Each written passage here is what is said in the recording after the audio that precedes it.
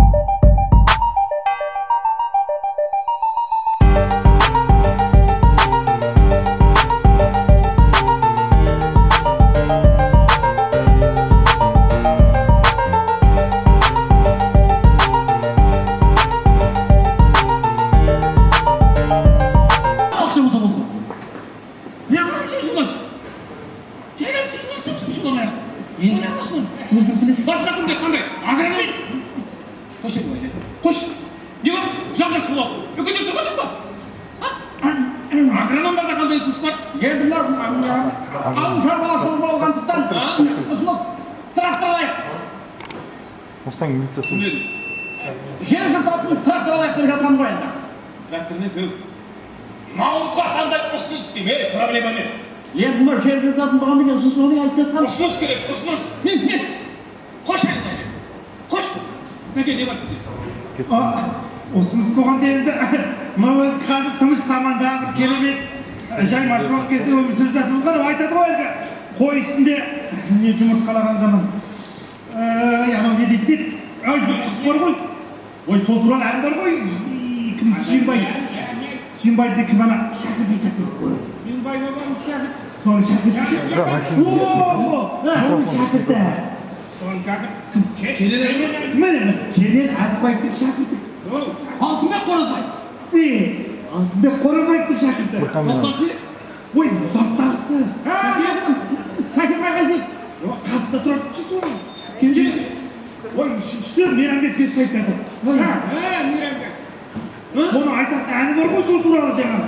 Сөйттім. Құс туралы. Құсқанат менің болғырам. Ой, молодец. Бозторғай.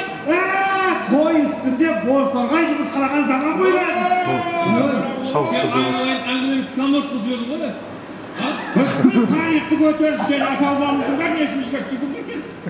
Сонша адамның атын жаттап алғанда бір қорғайдың атын жаттайын адамыз.